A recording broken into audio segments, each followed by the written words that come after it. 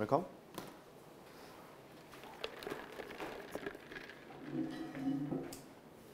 분필을 들고 가자. 내작하러.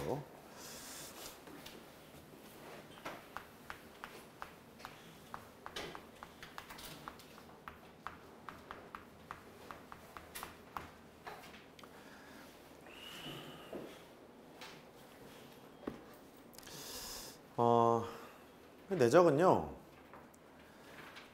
우리 성분도 배우고 일반 벡터도 배우고 합차 실수배 배웠잖아요. 근데 벡터끼리 곱셈은 해본 적이 없거든.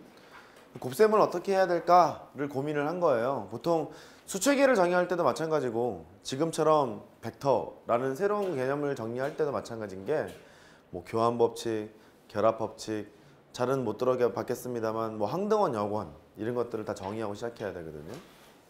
벡터도 좀 그렇게 하고 싶은 거야. 곱셈을 정의를 해서 뭐 교환법칙 성립하는지 결합법칙 성립하는지 이런 곱셈을 정의하고 싶은데 그 정의하려니까 이제 애매하기 시작한 거예요.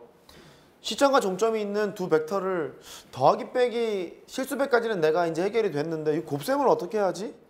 그런 고민을 하기 시작한 거야. 그래서 정의를 이렇게 내리겠대요. 일단 내적이라는 게 있고요. 외적이라는 게 있어요. 근데 외적은 교과 과정이 없기 때문에 배우지 않아요. 대학을 가면 이제 배우고. 내적만 이제 하면 돼. 내적은 점으로 표시를 해요. 우리 곱셈하면 이제 곱하기로 표시를 하잖아요. 점으로 표시를 하거든요. A 벡터라는 것과 도트 프로덕트 그래요. B 벡터의 내적은 이렇게 정의를 하겠대. A 벡터의 크기랑 아주 무서운 소리입니다 이거. B 벡터의 크기랑 두 벡터가 이루는 각의 크기를 세타라고 할 때 코사인 세타를 곱하면 걔를 우리는 내적이라고 정의를 합시다 예요. 이때 세타가 뭐냐면 두 벡터가 이루는 각의 크기야. 이루는 맞는 표현인가요? 그 크기 이렇게 돼요. 두 벡터가 이루는 각의 크기. 일단 요것부터 두 벡터가 이루는 각의 크기는요, 이 A 벡터가 있고요, B 벡터가 이제 이렇게 있다는 거예요. 이렇게. 그러면 생각할 수 있는 것이, 야, 벡터가 이루는 각의 크기는 이렇게 딱 떨어져 있어도 시점의 이동에 대해서 자유롭다 보니까 이렇게 붙이면 두 벡터가 이루는 각의 크기가 되지 않을까? 이런 생각 해볼 수 있고요. 또 이렇게 벡터가 있는데 가만히 있어보게 시점을 일치시키지 않고 종점을 이렇게 일치시켜도 두 벡터가 이루는 각의 크기를 잴 수 있을 것 같은 거예요. 이해됐죠? 얘를 적당하게 평행이동을 해요. B 벡터 평행이동 할게요. 이렇게 평행이동을 했어. 이때는 시점을 일치시켰어요. 시점을 일치시켜서 각의 크기를 재도 두 벡터가 이루는 각의 크기라고 얘기할 수 있을 것 같고, A 벡터가 이렇게 있었죠. 평행해요. 그 다음에 잠깐만 종점을 일치시키러 가자. 노란색으로 할게. 얘를 평행이동하는데 이쪽으로 종점을 일치시키러 가요. 이렇게 B 벡터가 있을 거래. 이렇게 봐도 두 벡터가 이루는 각의 크기라고 볼 수 있을 것 같아. 어떻게? 할 수 있겠어요? 된 거죠? 그래요. 이 상태에서 그대로 위로 올리면 되는 거잖아. 그러면 두 개가 평행할 거니까 뭐야 엇각인지 지랄인지 이거 되잖아요. 그러니까 결국 이런 거 같네.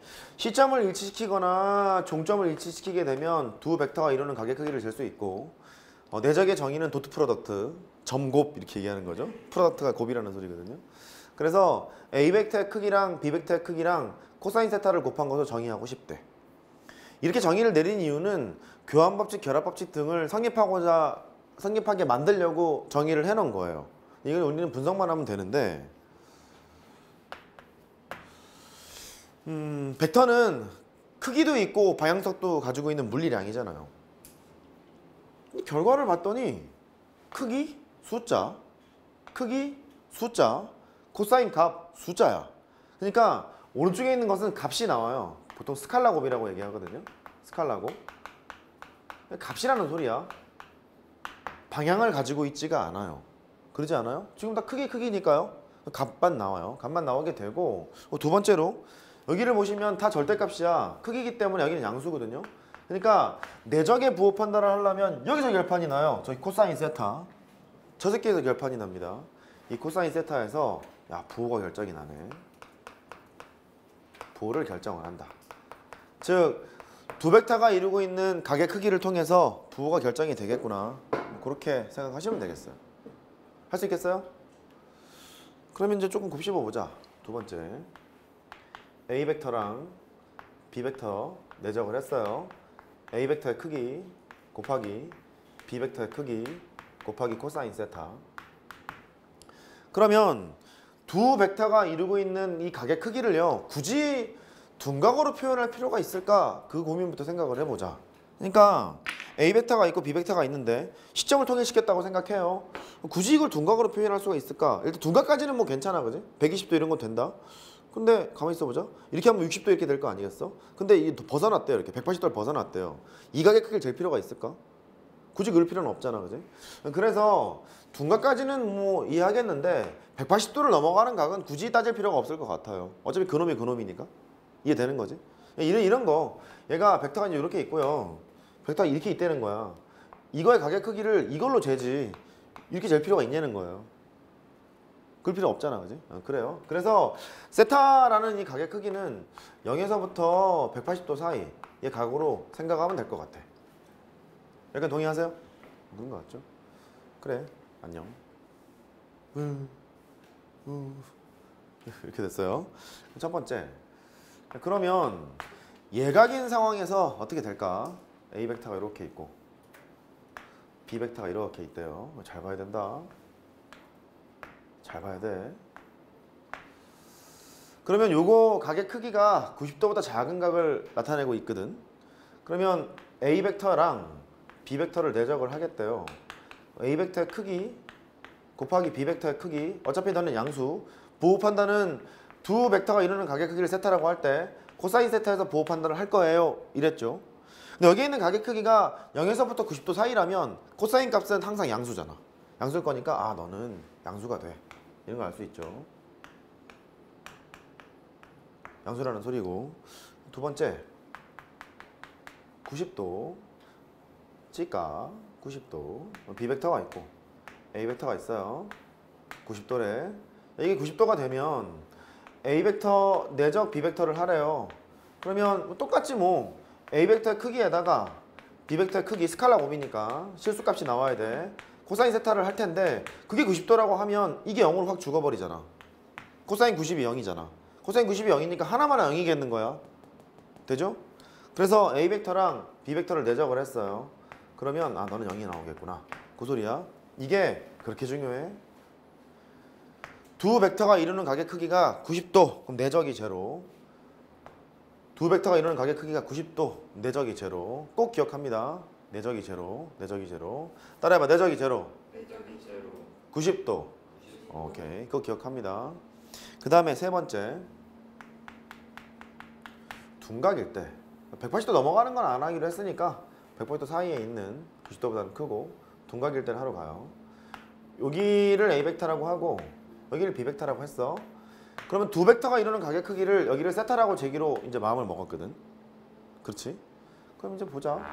얘가 A 벡터랑 B 벡터를 내적을 했어요. 어차피 뭐 크기야 양수로 정해지는 거니까 너는 무시. 부호만 따지러 간 거니까 거기에다가 코사인 세타를 할 거야. 너 여기 있는 세타 값이 2분의 파이보다는 크고 파이보다는 작대. 음수잖아. 음수잖아. 음수가 되는 거니까 네가 음수야. 네가 음수라는 소리는 아 너 음수겠구나. 그래서 A 벡터 내적 B 벡터 너는 음수가 나와요. 내적의 부호는 코사인 세타로 결정을 할 거기 때문에 두 벡터가 이루는 각의 크기가 2분의 파이보다는 크고 파이보다 작을 경우, 그러니까 둔각일 경우, 그럴 때는 벡터 내적의 결과가 항상 음수가 나온다 정도는 기억합시다. 된 거죠? 그래요. 그러면 이제 각의 크기에 따라 부호 판단을 하러 갔고 세 번째 절로 가죠.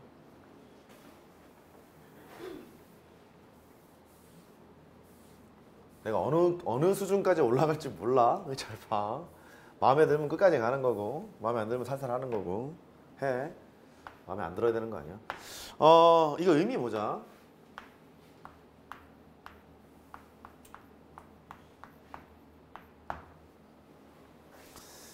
여기를 조금 잘해야 되는데 내적의 의미 스칼라 고 그 내적의 부호는 두 벡터가 이루는 각의 크기에 따라 정해짐. 예각일 때는 플러스, 직각일 때는 0, 둔각일 때는 마이너스. 여기까지 이해됐죠?